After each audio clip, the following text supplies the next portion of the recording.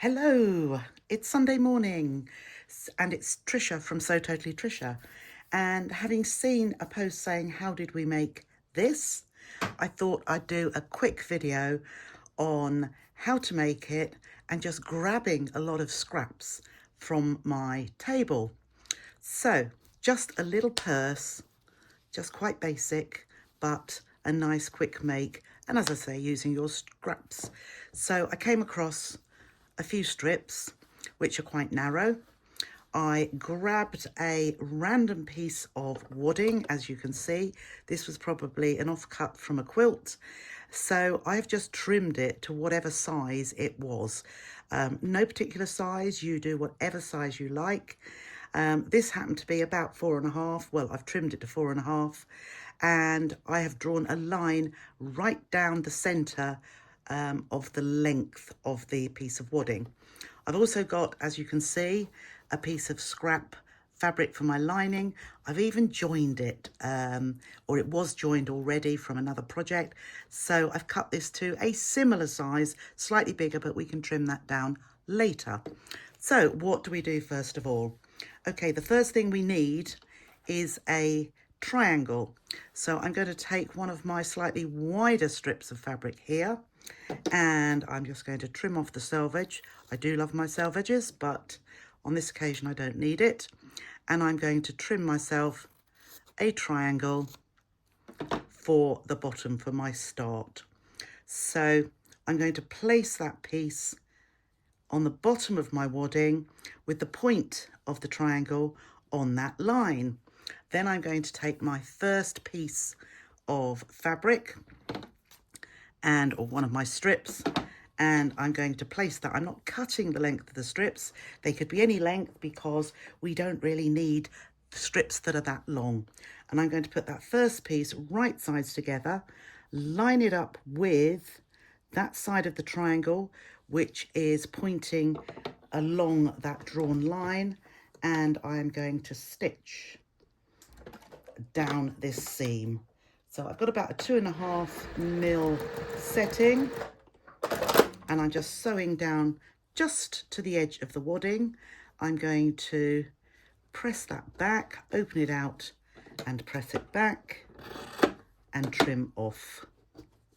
And then I'm going to take another piece, which I've actually only got 3 different fabrics, but I'm then going to place the next bit. I'm not going to trim that selvage off. And then I'm going to line up that piece with the straight edge of my triangle there and stitch down that little bit. I'm then going to fold that back, finger press and trim away. So because I have only got, oh no, we will use this piece. So I've got this piece which is slightly wider, doesn't matter.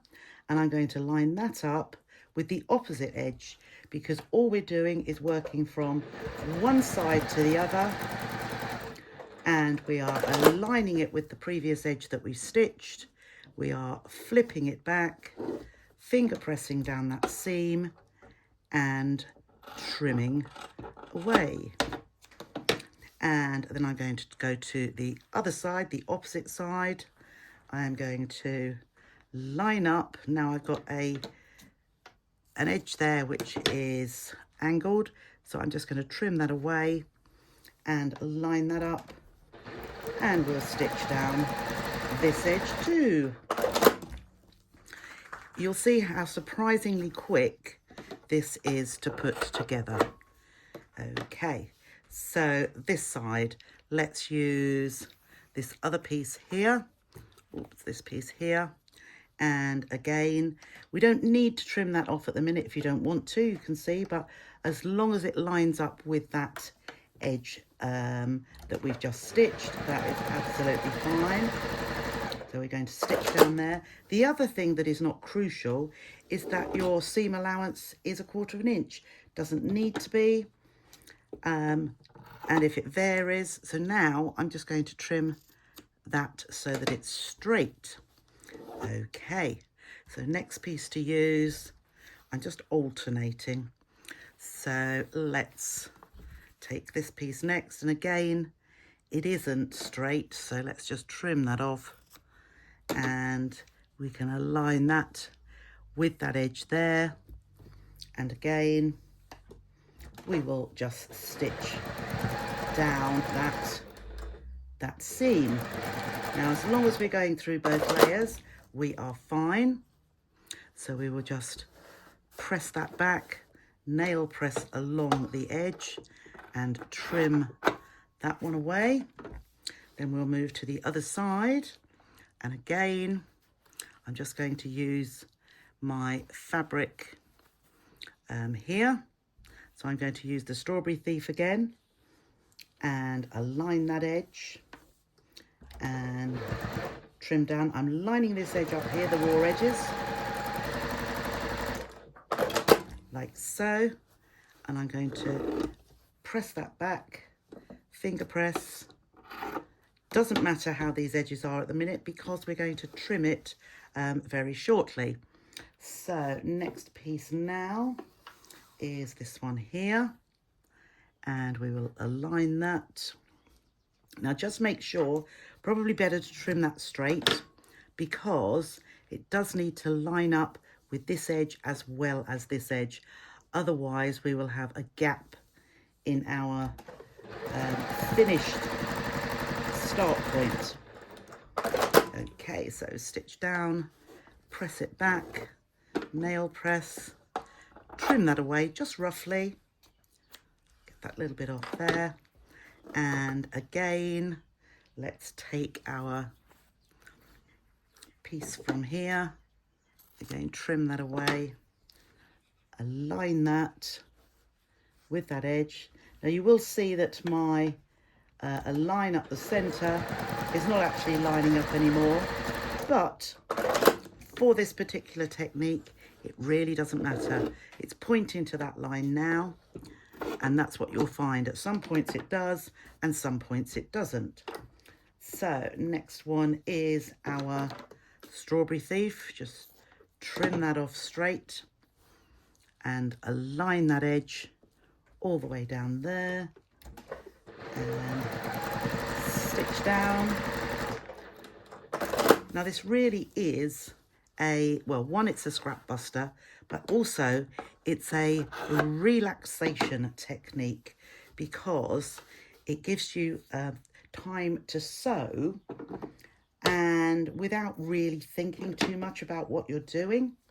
And when you want to sew, you just want to sew with not actually knowing what you want to do. So let's just line those edges up again and stitch down. So although I'm doing random, I'm actually using a little bit of alternating of what I am, which strips I am placing in order. So the next side, as you see, the main thing is to alternate the sides of where you are stitching and joining the pieces together. The technique is known as quilt as you go because that's what you're doing. You are quilting this fabric onto the wadding, and it is a quilt as you go technique. So align that, and as I say, although that looks as though it's not pointing to that center line, it actually is when we flip it back. So we'll just flip that back. Well, it almost is. If I were using strips of equal width, then it would line up each time. But as I'm not, it's not lining up. But it will be absolutely fine for the project that we are making. So again, let's take our next one, line that up and stitch down. And you can see how quickly this is coming together. So trim that away. Now you can see here, I'm just going to trim that off. I didn't line that up particularly well at that point.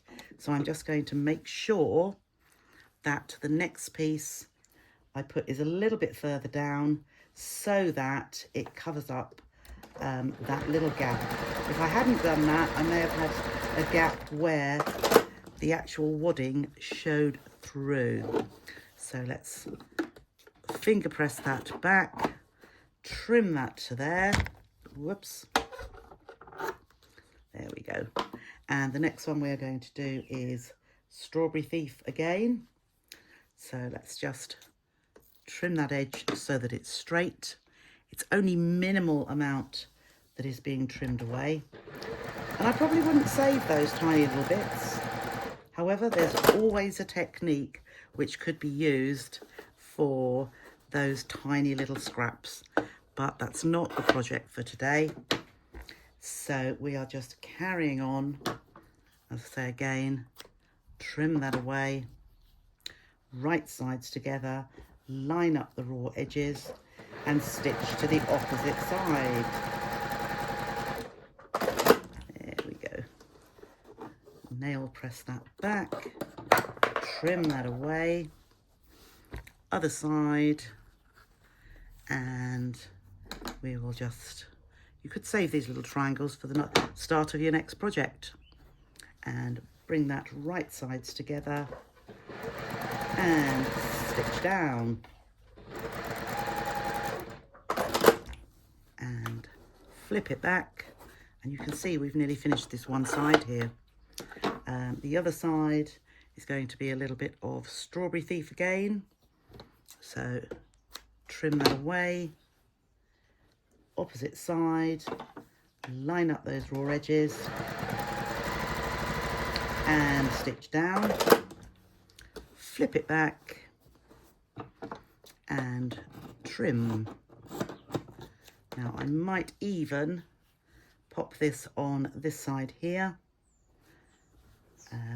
because this side, there we are, I just want that little bit to be covered there. So flip that back, trim it off there, trim it off there, and that's one side covered. Now on here, we need that wider strip, and the wider strip, I'm hoping, is going to cover that very last little corner. But as I'm going to round off, it might be on this side, it might not. This is just a random stitch and go, if you like.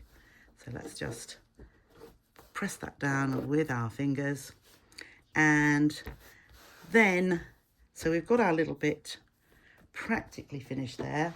What would be nice now would be to press.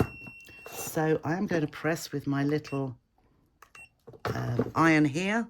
So we'll get, whoops, the little pressing mat and pop that on there.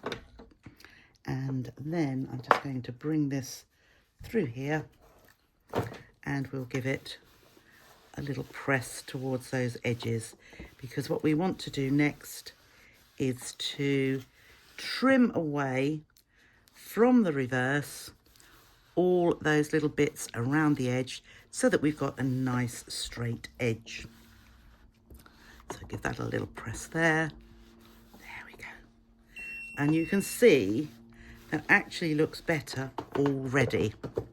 So turn it to the other side, get rid of all those little bits, and we can just trim away either with a rotary cutter or scissors, as I'm doing, and trim that so that it actually goes to the edge of our wadding, which was cut to a specific size.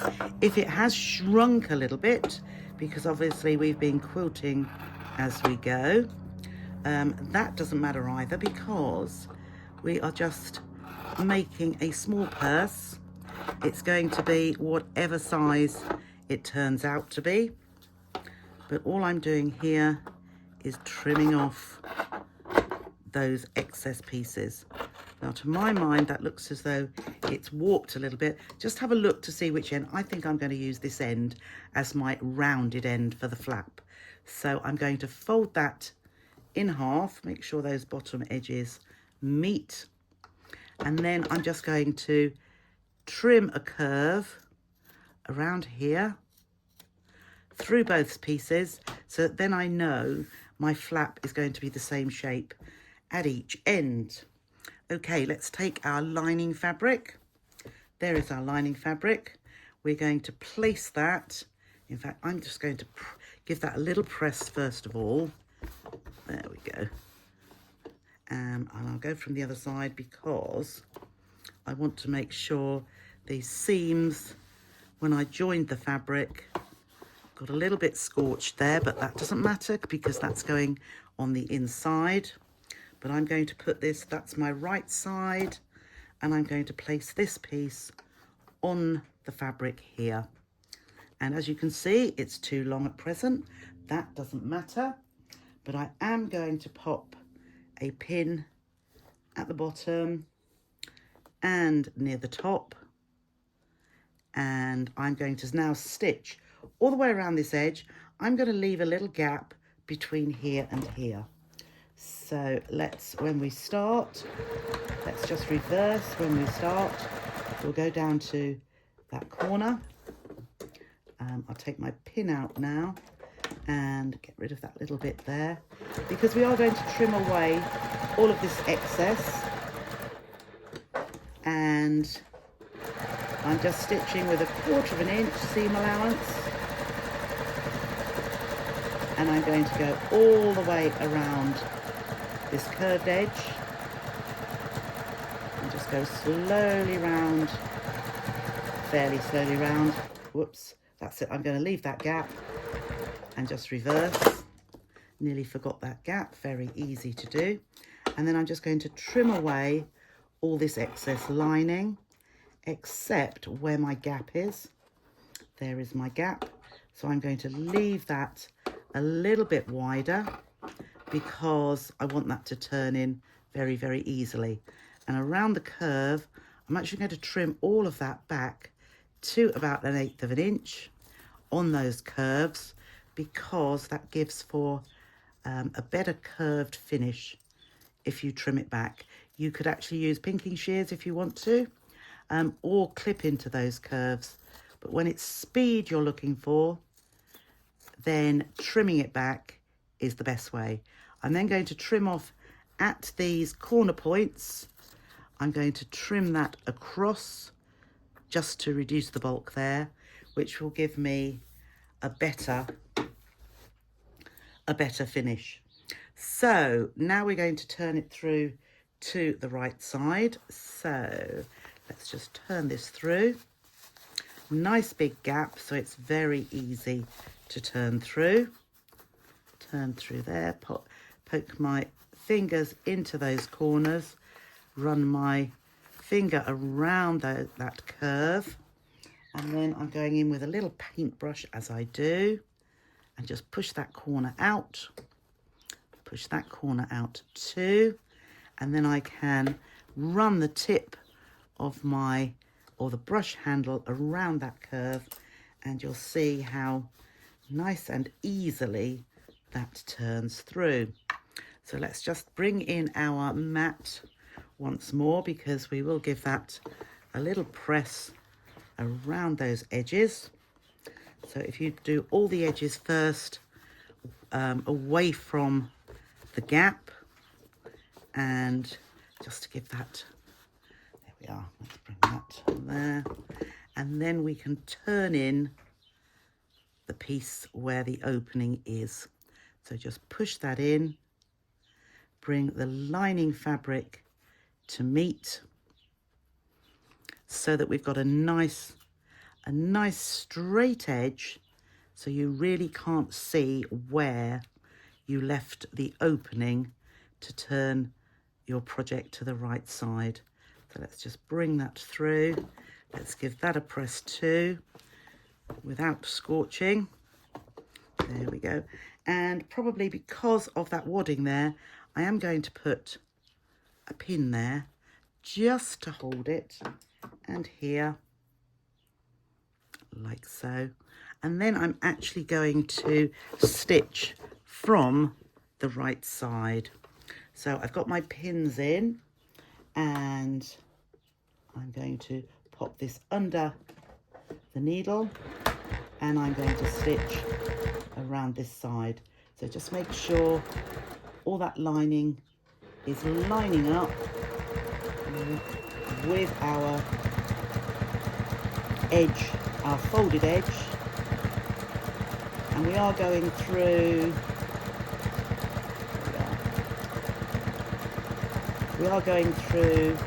a few layers. We're going through a couple of layers of wadding, but I'm just top stitching this all the way around,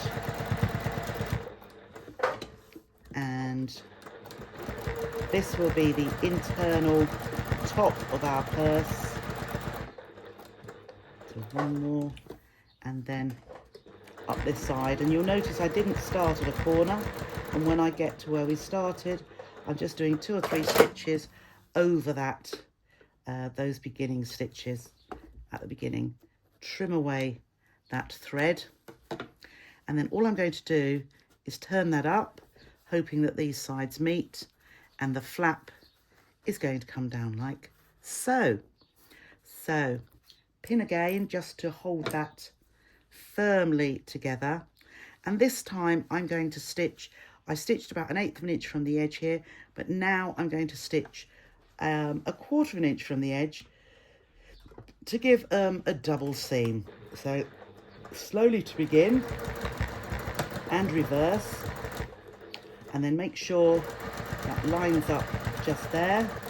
When I get to the top of the pocket, I'm just going to reverse as well, and then I'm lining up the edge of my foot just to give me a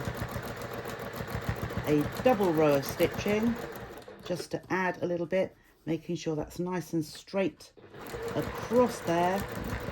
And I've come to the top of the pocket, so again reverse, just to give a little bit of added strength, because that's where the purse is going to be opened and closed. There we have our 2 rows of stitching, and then the flap is going to come over like so. And all we need to do, let's just make sure our threads are trimmed off there. All we are going to do is add a little snap, a little cam snap. So let's pop our pin, find our center point just there, and let's find a nice blue. I'm bringing in my Vario tool, and I have some blue cam snaps. So we're going to need 1, 2, an outie and an innie. There's an outie and there's an innie. And where I've put my pin, I am going to use my seam ripper just to make a little hole. There's my seam ripper. It has there. Okay, so there is my pin. So I'm just going to pop the seam ripper in there, make the tiniest of little slits very carefully, and pop my snap in there. I'm then going to put my outie on the top, bring that under my Vario tool and hold that in place, and then give that a good squeeze. So that is in place. I'm then going to fold it back over, and I lift up where the snap is going to go, which is just there, and we make a little incision in there. We're going to pop this button into our hole just there, and what I like to do is pop the Vario tool inside. It's a little bit of a small purse, so we will need to just make sure that stays. So let's just push that in, or lift that up out of the way, and then I'm getting that little button to go out into that little cup, the little holder there, and we'll put the outie onto the top of the button and press that down. There we are. So that is securely in place, and we can press that down, and there we have our little purse made in probably 10-15 minutes. So thank you for watching. There is my larger version and there is my smaller version. So get your scraps out and make a little purse just like this, quick and simply. Thanks for watching.